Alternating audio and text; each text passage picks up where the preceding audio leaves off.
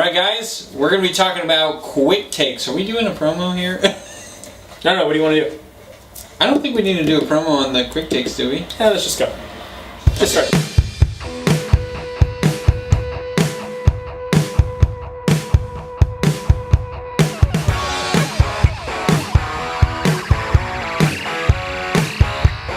Alright folks, we are going to be doing sports takes. Sports takes. Words are hard.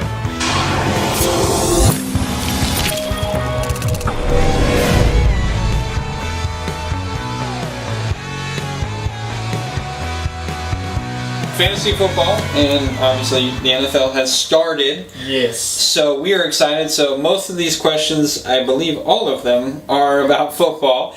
Let's start. Let's get started. Let's get going. First, let's find out who Cody picked in our league. This is in our PPR league. So this is our PPR league. Who was your first pick in fantasy football and why? Okay, I had the number 2 pick overall after his wife. Yeah, well, actually, thank God I had the number 2 pick because my original pick would have been David Johnson. However, his wife picked him up on IR, so kind of a good idea that I picked up Antonio Brown. Thank you very much. High volume catch receiver. How can you pass him up? I mean, sure, there's Odell Beckham. I mean, don't get me wrong. If I was making a football team, I would be hard pressed to say I probably want Odell Beckham Jr. on my team before Antonio Brown. Yes, but for our PPR league, Antonio Brown is the higher volume, more reliable, more sustainable, hardly injured, I should also add. And when he is, it's not during the season. It's only during the playoffs when the Steelers fans need him the most. Sorry about that, folks. But anyways, my pick was Antonio Brown. I'm loving the pick. I think this is the first year I've ever had him in our league this year. And I'm really reaping the benefits right now to all of his reception that he's getting. And he will get, because he hasn't had an under, I think he caught over 100 passes last season, if I'm not mistaken. Yeah, I think it was a little under. Yeah, so anyways, Antonio Brown was my pick. Andrew, who did you pick? I picked 11th out of, we had 12 teams, so I was number 11, and it's not... Normally we just pick from where you ended up. This year was a little different. We drew numbers out of a hat, figured out the draft order that way because we added a couple of people. Mm-hmm. So I got 11th, and I got A.J. Green. And the reason I got A.J. Green is because David Johnson, Le'Veon Bell, Antonio Brown, and Odell Beckham, and Julio Jones were all taken before I could get to them. So that's why I got Green. No, I'm just kidding. That's not the only reason. No, A.J. Green is the go-to guy for Andy Dalton. Yeah. And so I didn't think Andy Dalton was going to be this crappy. But even though I'm not a huge Andy Dalton fan, so don't get me wrong here. Mm-hmm. So I honestly, my thought was if Andy Dalton is benched, which I didn't even know he was going to be this bad. I was like, oh, if he gets injured or something.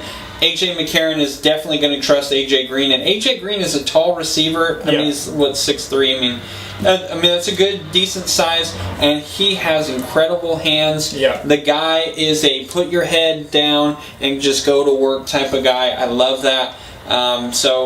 Honestly, like you said about Antonio Brown, he's a high volume catch guy. Mm-hmm. He's going to get at least 5 catches a game, and I'll take it. So. Yeah. All right.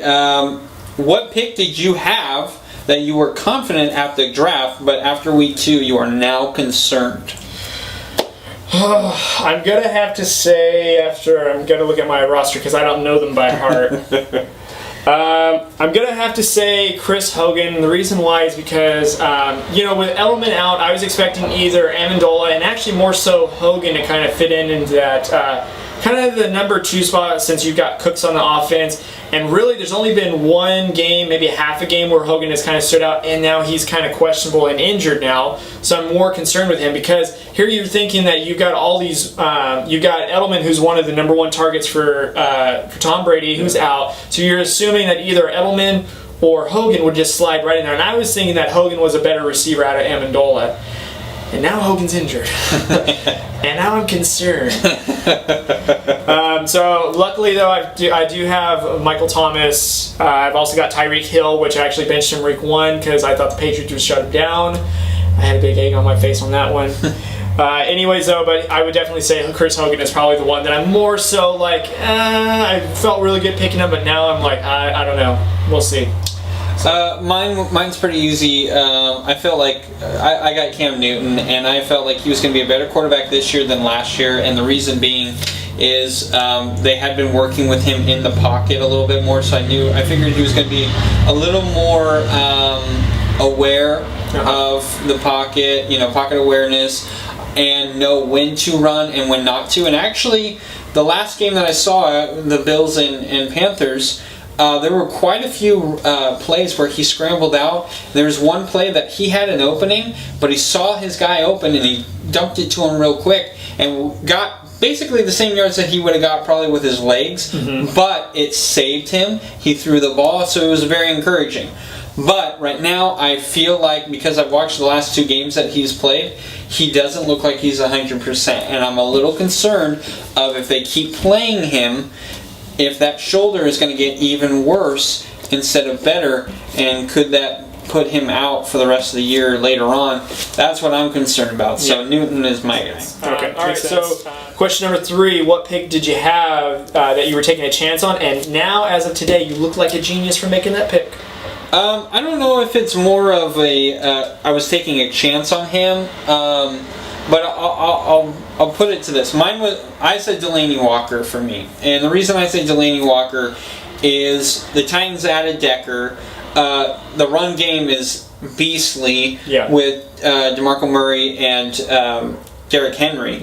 So, and I love Derrick Henry, by the way. I think that guy needs to start. He has a man crush on him. Dude, have you seen his bicep? Anyway, but they added a lot of offensive guys. I felt like Marcus Mariota, he's only gotten better each year. So I felt like Mariota is gonna throw he's gonna spread the ball out a lot. So when that happens, like when you have a Matthew Stafford or a Derek Carr, they don't always go to the tight end, or even Aaron Rodgers for that matter. The tight end is usually a safety blanket if it's a really bad game and he can't get the passing game going. But I went with Delaney Walker, and so far Delaney Walker has been more than just a safety blanket. Has been more of like I would say the number 2 receiver, because I still think Eric Decker is the number 1 receiver. But Delaney Walker has done really well for me so far. Honestly, I didn't have much of the tight end position at the time I needed a tight end. And so I was just kind of concerned of how Delaney Walker was going to do. But I was like, you know what? He's a red zone threat, so there's going to be a couple, every 3 games he's going to get a touchdown. I'll take it. And he even got a rushing touchdown in week 2. So, hey, I loved it. So mine would have to be C.J. Anderson, and the reason why is because the last 2 seasons he's been injured, and he gets injured at the most pivotal time. And another thing that concerns me is, especially last year, they got about to week, I'd say 8 or 9, and that run offense just slowed down. C.J. Anderson hardly had any points, and so I really took a big chance. I think I picked him as my number 2 running back, because I have Lamar Miller as my number 1 running back. But as my number 2 running back, I've got C.J. Anderson. So I'm just looking good right now. He's got some good production, but I'm really nervous about his injury problem. I'm really nervous if that offense kind of goes in a huge slump, which at any moment they could. Because again, we talked about this. They don't have their QB situation isn't one where it's got a floor general leader. They're kind of led by their defense. But C.J. Anderson is probably the one I would say is my biggest, is the one I took a chance on. I'm looking pretty decent about it right now for week 2. Right. What do you think, as Raider fans, what do you think of Marshawn Lynch so far? I'm actually really happy. I mean, we kind of suspected this at least. He wasn't going to be a 100-yard rusher. At least I didn't think he was going to be right out the gate. I'm actually really liking his production within the kind of the 12 to 15 carries per game. And there's a good portion, what I've noticed the last 2 games is they rest him a good portion of that 3rd quarter, where it's more of Jalen Richard, and then also Washington. So our 2 young running backs, and because they're both pass catchers and they're very fast, it kind of opens up the offense in a different way. Then when you put beast mode in there to grind it out, you've got that offensive line that's tired out from the 2, trying to chase out the 2 other running backs, and you got beast mode to just kind of run you over like he did the Titans. So I'm really satisfied with it. We gave Beast Mode the ball against the Jets, and he pounded it right in, which is what I like to see. I'm really liking the production. I hope it maintains, because come the playoff season, we need him healthy, we need him fresh. So I'm loving the production right now. I love what they're doing. They're not making him having 20 carries like we talked about earlier. Yeah. They're kind of going like 15, sometimes even 12. And like you said, they add in Jalen Richard, who's been really good. DeAndre Washington is a different kind of beast. So they use all 3 running backs. Really helps out Derek Carr, and it helps out the receivers as well. He could not have gone to a better situation, not just because he's coming home, but because they're not asking him to do a ton like he was in Seattle. And probably the reason why he retired was because it was constantly a grind, and he was like, I can't keep doing this. Well, again, like what we talked about with Seattle's offense, always so stagnant, there was nothing to kind of get it going. Even with Marshawn Lynch, you can only run the ball, but you got to open up that offense. There's no offense to open up. But that's side story, Raiders gold, Seattle, sorry. All right, so I'll kind of phrase this question a little differently than what we wrote down. So, Andrew, does Andy Dalton get benched after this week? And if not, when will he get benched? Because it's only a matter of time. To me, I would say Andy Dalton should be the guy. And honestly, the reason is because he's the smarter quarterback. He has the more experience than A.J. McCarron.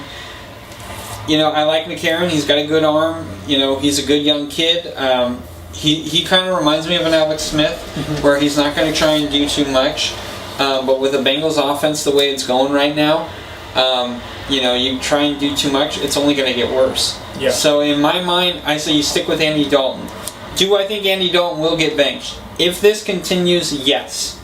But I think if you're going to bench him, it should be at a time where you're either going to make the playoffs or it's almost an absolute that you're not. Yeah. Then you bench him, because then if you're going to make the playoffs, or it looks like you do, you might still need to stick with Andy Dalton, in my opinion. But if things continue to go down, I'd say week 8, maybe week 9, he would get benched. I'm going to say that if he has another bad turnover game again against the Green Bay Packers, which have, I'd say, a decent defense. It's not the scariest defense. With the outside corners kind of always being a question mark, but nevertheless, that defense can get after you if you let them.